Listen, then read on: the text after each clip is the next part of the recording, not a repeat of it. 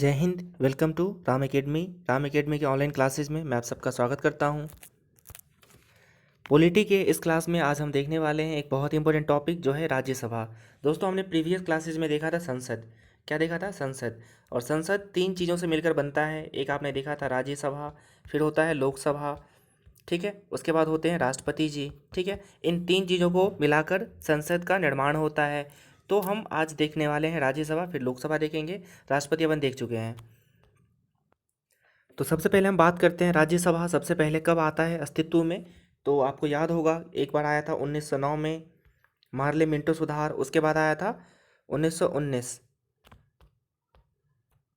तो जो राज्यसभा का स्वरूप आज हम देखते हैं, इसका अस्तित्व आया हुआ है कब? 1919 में, ठीक है। 1919 में आप ये देख सकते हैं राज्यसभा का जो ऑफिशियल पेज है, जिसको हम मॉन्टेग्यू चेम्सफोर्ड सुधार कहते थे, ठीक है ना। मॉन्टेग्यू चेम्सफोर्ड सुधार कहते थे, उसके अनुसार इसका सृजन हुआ है, ठीक है। तो सबसे पहली बार ये जो राज्यसभा का जो सृजन है, एग्जिस्टेंस है, ये आता है 1919 से हमारे संविधान में।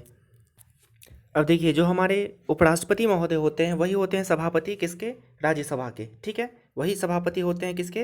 राज्यसभा के। तो एक बार हम फटाफट देख लेते हैं कौन कौन से लोग रहे हैं उपसभापति, सॉरी, सभापति हमारे राज्यसभा के, ठीक है। एक बार आप लोग फिर से समझ लो। देखो, दो हाउस होता है, लोकसभा, एक होता है राज्यसभा। कोई सा भी बिल कहीं पर भी इनिशिएट किया जा सकता है, कोई सा भी जो कानून बनाने का प्रावधान होता है, दोनों हाउस में से कहीं पर भी आ जा सकता है। अगर लोकसभा में इनिशिएट हुआ है तो यहाँ से इनको अप्रूवल लेना पड़ेगा, यहाँ से भी पास करवाना पड़ेगा। अगर राज्यसभा में ये बिल आया हुआ है तो इसको लोकसभा से भी पास करवाना पड़ेगा, ठीक है। ये प्रक्रिया होने के बाद इनको भेजा जाता है राष्ट्रपति के पास, और राष्ट्रपति का सील साइन होने के बाद वो अधिनियम बन जाता है। कोई सा भी बिल लोकसभा राज्यसभा से पास होने के बाद राष्ट्रपति के हस्ताक्षर के बाद क्या हो जाता है? अधिनियम बन जाता है, ठीक है। तो आप देख पा रहे होंगे सबसे पहले हमारे उपराष्ट्रपति डॉक्टर सर्वपल्ली राधाकृष्णन थे, फिर दोबारा भी वही बने, फिर जाकिर हुसैन, फिर वीवी गिरी, उसके बाद गोपाल स्वरूप पाठक जी, उसके बाद आते हैं बी डी जत्ती, फिर मोहम्मद हिदायतुल्लाह, आर वेंकट रमन, शंकर दयाल शर्मा, श्री आर के नारायण, श्रीकांत, भैरव सिंह शेखावत और श्री मोहम्मद हामिद अंसारी। और वर्तमान में जो हमारे सभापति हैं राज्यसभा के, उनका नाम है श्री एम वेंकैया नायडू जी, ठीक है। कौन है? वेंकैया नायडू जी हैं, जो हमारे उपराष्ट्रपति जी भी हैं। इनका यहाँ पे डेटा आप देख सकते हैं, ठीक है। तो आप बस नाम याद रख लेना कि ये सब क्या हैं? उपसभापति हैं। मैं अपने प्रीवियस वीडियो में बता चुका हूँ कि जो उपराष्ट्रपति होते हैं वो क्या होते हैं? एक्स ऑफिसियो चेयरमैन होते हैं। एक्स ऑफिसियो चेयरमैन, या जिसको पदेन बोलते हैं, पदेन सभापति होते हैं राज्यसभा के। जो हमारे देश के उपराष्ट्रपति महोदय होते हैं वो राज्यसभा के पदेन सदस्य अध्यक्ष भी होते हैं, या पदेन सभापति भी होते हैं, ठीक है। पदेन का मतलब क्या होता है? जो भी व्यक्ति इस पद पर बना होगा, उपराष्ट्रपति के पद पर, उसको ऑटोमेटिकली हम मान लेंगे क्या? सभापति राज्यसभा का। तो इसका ये मतलब होता है। अब चलिए डिटेल में हम देख लेते हैं राज्यसभा का डिस्क्रिप्शन, ठीक है। तो देखो, दो हाउस होता है, एक होता है अपर हाउस, एक होता है लोअर हाउस। लोअर हाउस कहते हैं लोकसभा को, तो अपर हाउस कौन सा बच गया?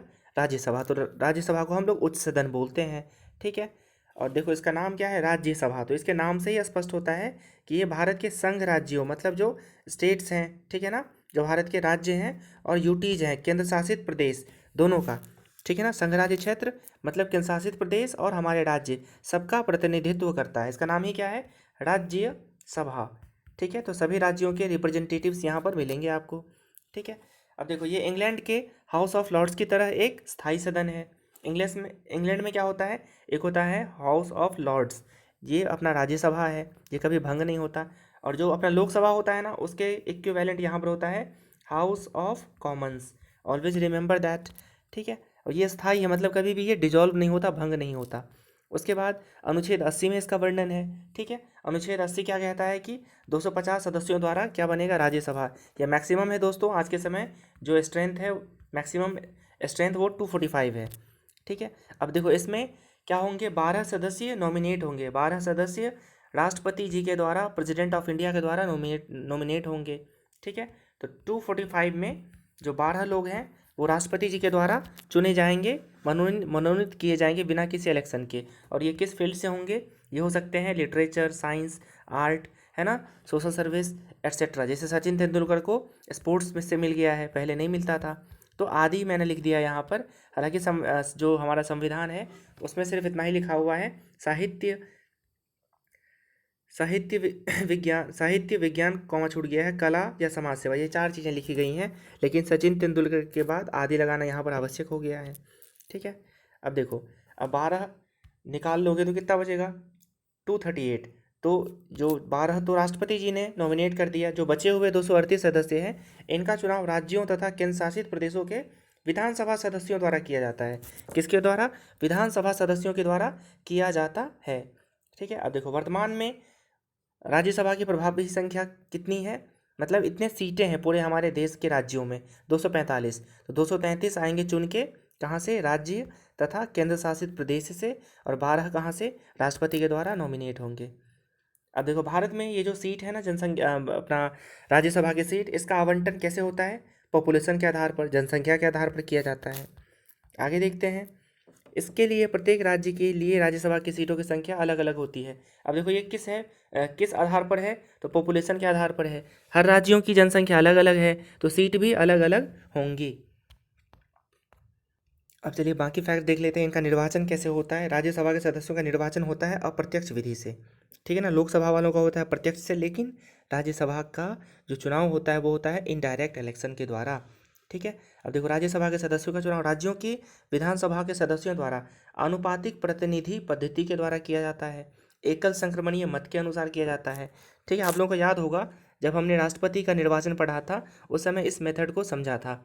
ठीक है ना, प्रीफरेंसेबल वोट, मतलब एक ही वोट से आप कई लोगों को प्राथमिकता दे सकते हो, उस प्रकार से इनका निर्वाचन होता है। ठीक है, अब देखो ये तो किसका है, राज्य का, लेकिन केंद्र शासित प्रदेश का क्या है, जो भी संसद भी कानून बनाए सिलेक्शन का वहाँ के सदस्यों का, तो वैसा काम करना पड़ेगा इनको। ठीक है, तो राज्यों में हो गया, क्या हो गया, इनडायरेक्ट इलेक्शन, एकल संक्रमणीय मत पद्धति के द्वारा। ठीक है, उसके बाद जो केंद्र शासित प्रदेश है, यहाँ पर किसका शासन है, केंद्र का, तो केंद्र जो भी कानून बनाएगा केंद्र शासित प्रदेशों के लिए, उसी के अनुसार केंद्र शासित प्रदेशों से राज्यसभा के सदस्य चुने जाएंगे। अब देखो राज्यसभा में अब तक क्या था, केवल 2 केंद्र शासित प्रदेशों को दर्जा प्राप्त था वोटिंग करने का। राज्यसभा इलेक्शन में दो दो सीट, मतलब 2 यूटी को सीट मिला था, है ना। कौन कौन से थे, 2 संघराज्य क्षेत्र, एक था एनआरसी दिल्ली, राष्ट्रीय राजधानी क्षेत्र दिल्ली, और पौंडीचेरी। ठीक है ना, लेकिन अभी आपको पता ही होगा कि 31 अक्टूबर 2019 इसको क्या हो गया है, इसको हमारे यहाँ 2 नए राज्य बन गए हैं। ठीक है, तो यहाँ पर क्या है, यहाँ पर जो 2 नए राज्य बने हैं, एक तो बना है JNK और लद्दाख अलग हो गया है।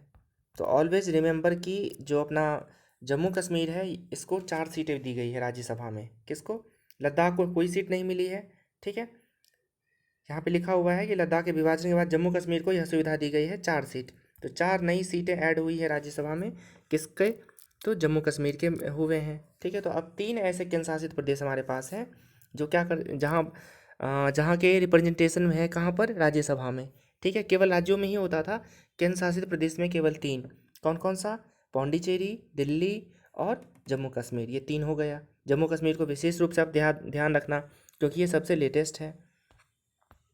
दोस्तों मैं चाहता हूं कि आप लोग फटाफट एक बार सीट देख लो, किस राज्य की कितनी सीटें हैं। ठीक है, जैसा कि आप देख पा रहे होंगे, अरुणाचल प्रदेश 1, असम 7, आंध्र प्रदेश 11, यूपी 31, उत्तराखंड 3, उड़ीसा का 10 है, कर्नाटक का 12 है।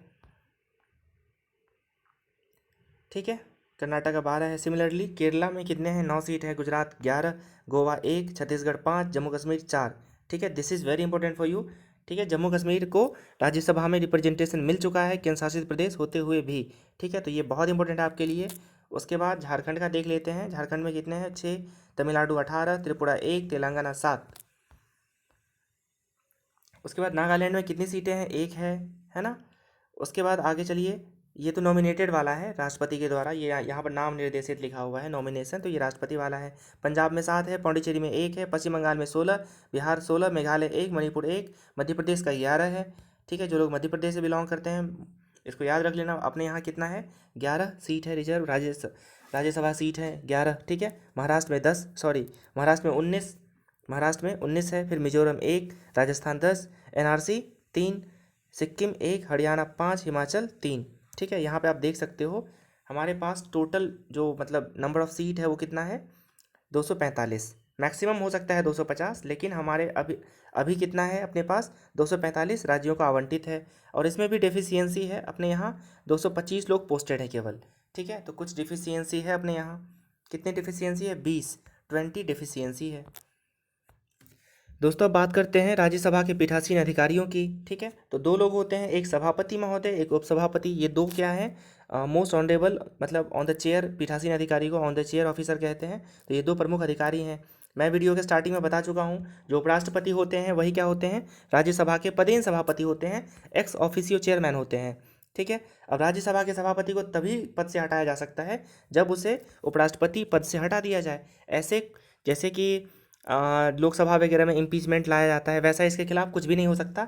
अगर वो उपराष्ट्रपति पद से हटा दिए जाते हैं तो ऑटोमेटिकली क्या हो जाएगा, राज्यसभा के सभापति पद से भी हट जाएंगे।